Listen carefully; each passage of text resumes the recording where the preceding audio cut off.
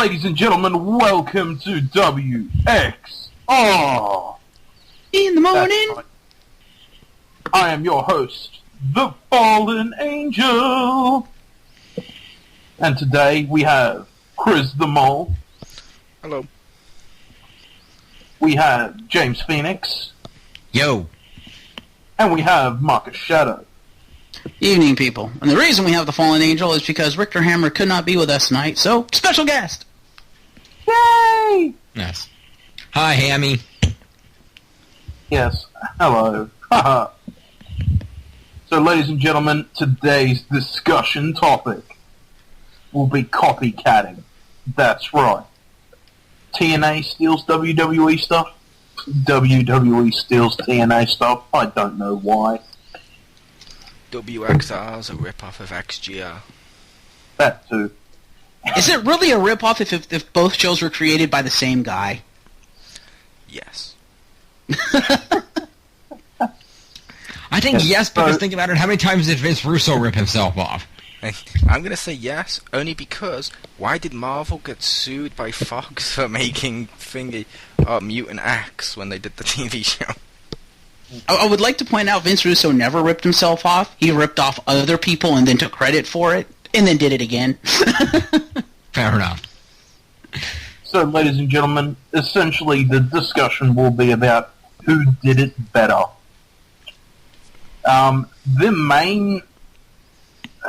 Now to think again. The main current one that has been stolen, per se, is the CM Punk storyline from 2011, where CM Punk left the WWE with the WWE Championship in hand, only to return the night after.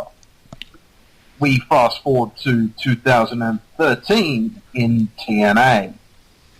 AJ Styles has just won the TNA World Heavyweight Championship, and what does he do? He leaves TNA. So essentially, he's been away for like a month and a half or 2 months now, and he's been wrestling over in New Japan and a couple in America. I'm not too sure what he's actually done, but it is a complete and utter rip-off. They've tried to make it better by keeping him away longer, and Dixie Carter just doesn't help the situation. Nah. I feel the need to point out that the dirt sheets heavily reported that his contract with TNA was actually expired. That is the dirt sheets, though. I know, I just said they reported that he was actually expired and that there was heavy talks of him going to WWE, although they say that every goddamn time, so. Lol, dirt sheets. Yeah. For to lols. Yes. But if he's actually still employed by TNA, then I have to say TNA did it better just because the dirt sheets are saying he no longer works for them. Mm-hmm. But that's if he still works for them. Speaking of storyline ripoffs, the fact that you won the TNA World Title, that there's also a TNA Championship, so they can have a unification match. That really? Is true. Yeah, well, at the moment, they're having a tournament to decide the new world champion. And, WWE did that in one night as well. So... Mm-hmm. So now there's the TNA Champion AJ Styles, and there will be the TNA World Heavyweight Champion. And, yeah. Because a company that small really needs two major titles. Maybe they're expanding. Let's hope. They're going to expand out of the mysterious new celebrity that's interested in buying the company, right? Well, apparently that was a load of bullshit, but...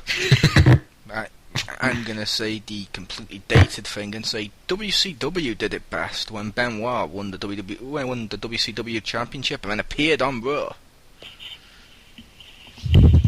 Yes. That was very nice. Although admittedly that one wasn't actually a storyline. Hence why they got lucky and went back and it was, oh yeah, look, he was under the ropes the whole time. He was never champion. Never. Mm-hmm. But yeah. And it was even more legitimate considering he's just a creative superstar that never existed. Almost. If we're talking about rip-offs, it would be remiss if we did not mention The Undertaker and Sting.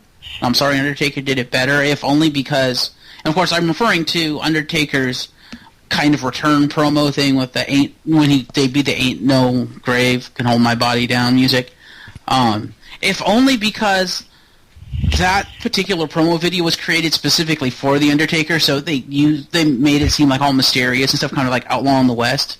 Whereas with TNA, because they effectively ripped off at that entire video, the way that video was shot in WWE doesn't work for Sting because they're completely different characters. I will point out the reason they ripped it off that way is because a load of WWE fans were convinced it was Sting, because Sting's character was famous for being mysterious with the trench coat and stuff like that. They're very similar characters in terms of how the promos are shown. Yes, but in TNA, he wasn't that specific character. He was a different version of the Sting character. Yeah, he changed the character, but people thought, okay, he's going to come back as the mysterious one. It still kind of worked based on who he was. However, yeah, WWE did it better. Because the TNA one just seemed to be... Although, it's hard to say, the TNA one may have been better just because the TNA one, while worked for the character like the WWE one did, it also took the piss out of the people who believed it was Sting. True. Yeah. And the WWE fans will never accept the fact that Sting will never compete in the WWE. Actually, Sting may. He could. It's been considered, apparently. Yes, Sting himself in a recent interview did say he has considered going to WWE. At least he would like to be in the WWE Hall of Fame sometime. I don't know. Well, if he wants to be in the Hall of Fame, he can do it really easy. All he has to do is show up at WrestleMania 30 and fight The Undertaker. Technically, he's Sting. He could just get inducted for his past work in WCW since they introduced people for their previous work in other companies. This is all true. he has to do is show up. That's pretty much the only way Goldberg would get in. So that's 2-0 to the WWE. So I'm going to bring up a third one. The TNA Immortals. Oh, good God. Oh, good God. The Immortals. So Really? essentially, it's a bunch of, we'll say, former WWE and ECW competitors invading TNA, maybe, with a couple of younger TNA guys thrown in. Essentially, the Immortals coming into TNA is their storyline of the invasion. See, from the sounds of it, with a couple of guys and then someone from in there, it sounds more like NWO. That's how NWO started, with Scott Hall and Nash invading. Yeah. No, if you want to talk about NWO ripoffs, I'm pretty sure that was Aces and Eights, because how many fucking members did they have? No, I'm pretty sure that was DX. Well, that too. And yet again, DX did it better than TNA because WWE had the sense to realize, yeah, we're not going to throw everybody in the faction. We're going to stop before it gets out of control, whereas TNA is like, nah, let's put half the company in Aces and Eights. True. I will say, WWE also made them jobbers with McMahon Helmsley and added Hornswoggle. Exactly. They added Hornswoggle.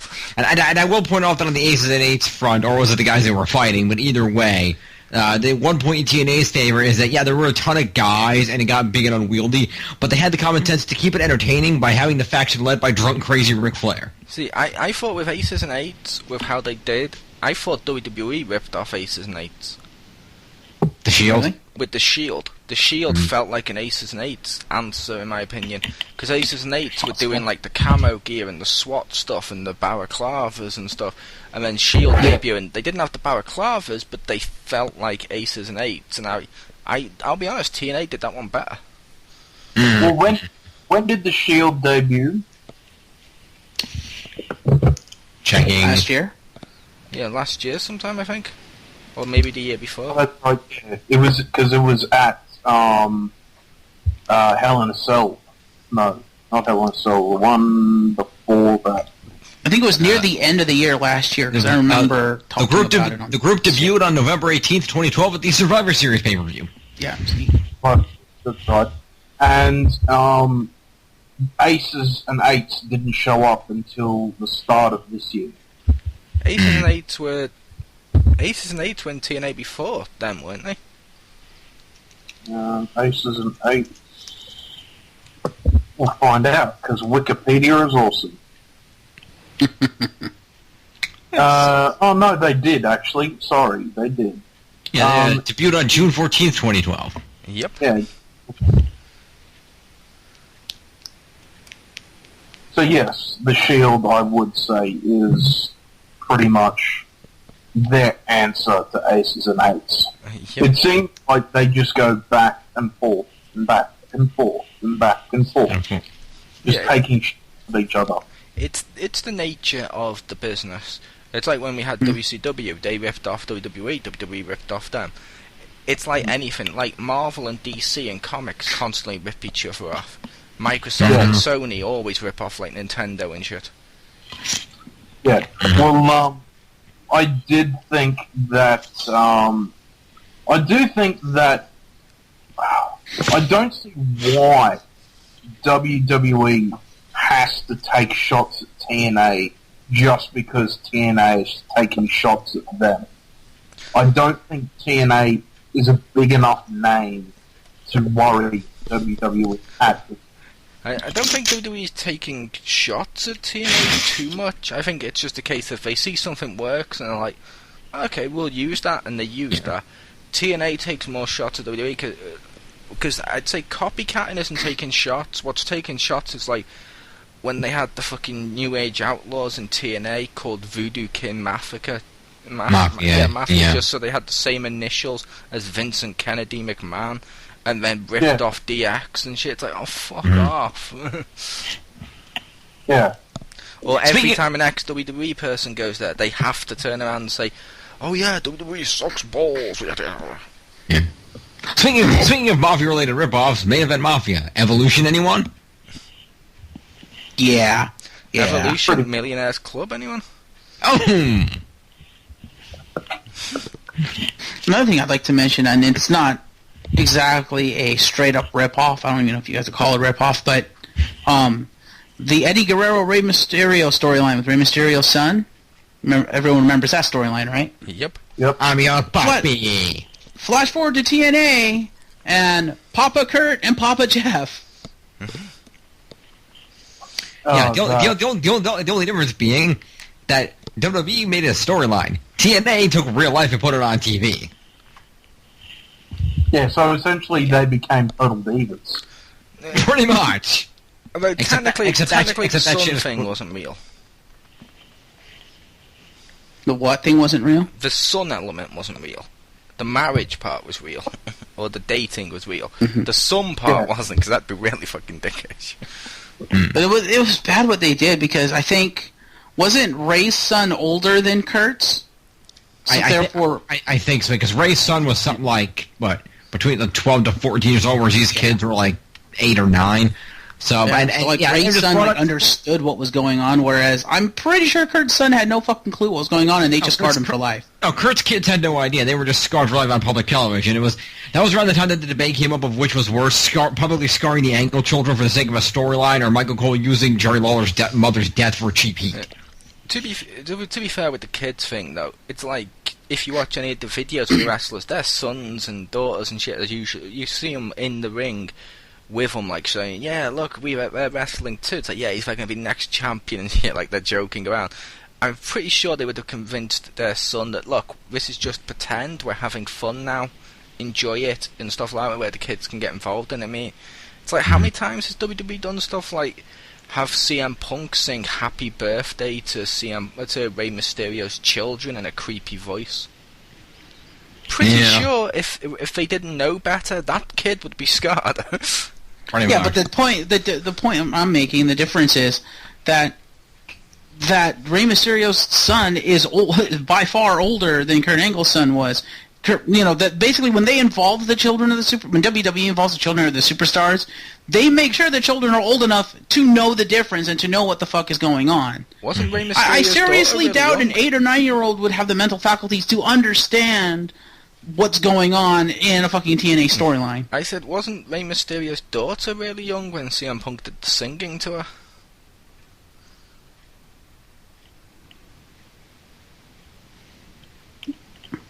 That's possible, but it's not like they were doing anything like saying, yeah, he's not your father kind of thing. It's like, okay, this guy's going to come in and he's going to sing really creepily to you. React. Yeah, this guy's gonna scared. This guy's going to come in and pretend to be your father. Don't worry, he's not. This guy's your father. React. Yeah. It's iffy ethical territory. It's still iffy like you said, ethically and stuff. However, it's entertainment. I mean, come on, like, was the kid in Poltergeist really old enough to be in a fucking horror film? Damn it, if that's not an enjoyable film. Well, really, that's like asking if Chloe Grace Moretz was old enough to be in fucking Kick-Ass. Yeah. Or was Justin old enough to be a Power Ranger? But that's more mentally scarred the kids in the audience, not him.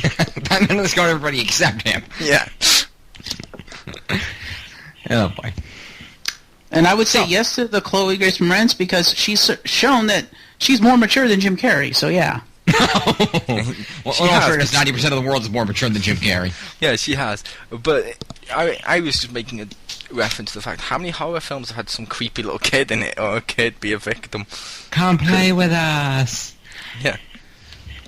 So has anybody else got some more storylines that someone may have stolen off someone else? Well, I don't know about necessarily a storyline, but I have. It was technically a storyline because it was a storyline created for purposes of the gimmick off Abyss Cough.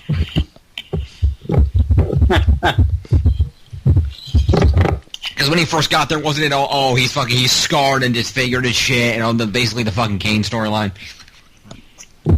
Yep.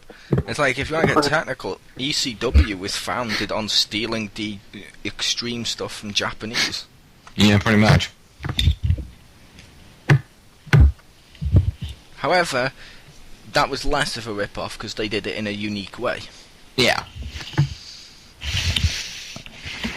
Because I say rip-offs are cool because as long as they understand them. However, as long as they say, okay, look, we're admitting this is a copy of this or this inspired it, but we've changed it enough. Instead of just outright not doing it. Like, for example, I mentioned like DX is a complete rip-off of NWO. However, NWO was inspired by a Japanese group that did a similar thing with the young ones passing at the torch to the old guys and stuff. However, that one was completely different because the young guys were like all guys in suits and shit like that, and they were like, look, we're like basically like evolution style against the old guys, and we're going to take over with that and stuff.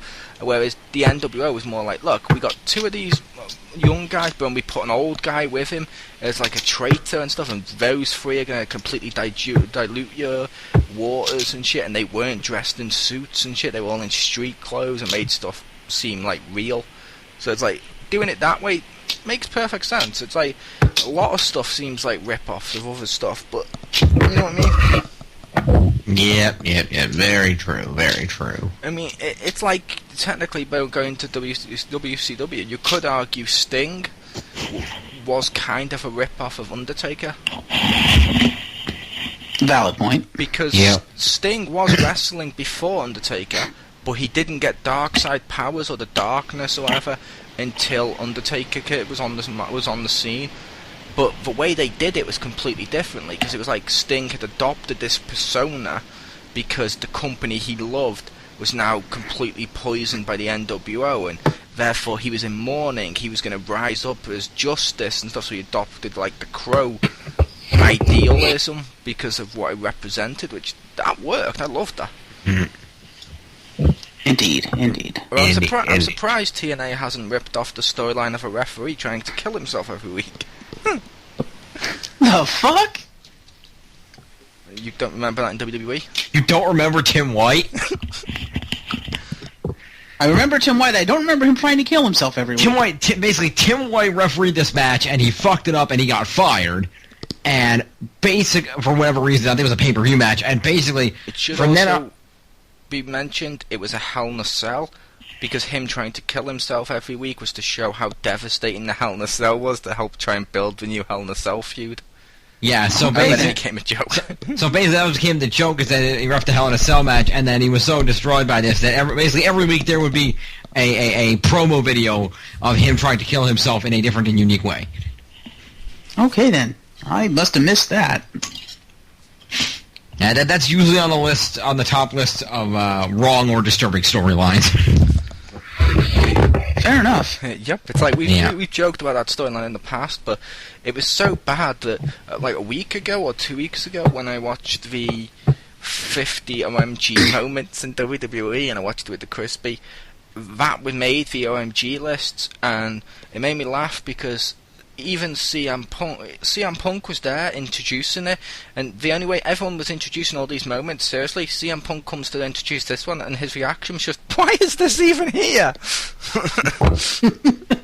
And he's just laughing like, oh my god, this is stupid. Oh, and he's like literally face palming, like, why is this here? And it's like, that's awesome, that's why I asked.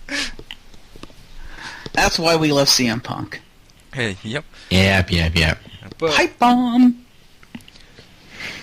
also, Kage, didn't TNA also rip off WWE with the CM Punk storyline, ironically, like, when at around the time it happened as well?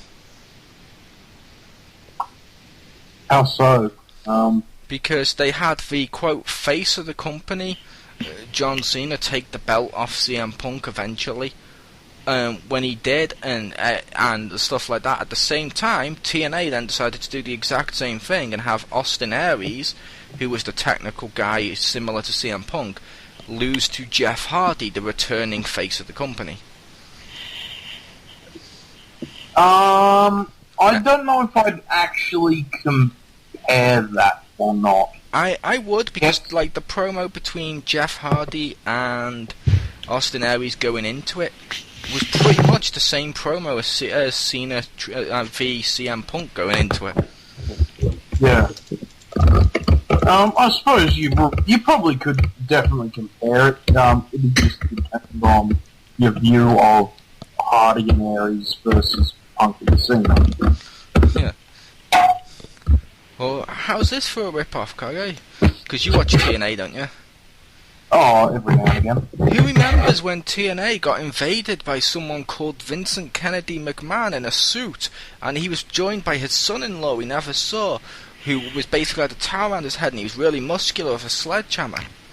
I swear that's ripping something off. I'm kidding, as that was a parody, but still. That's a parody, like when WWE used to do the... That or when ECW invaded.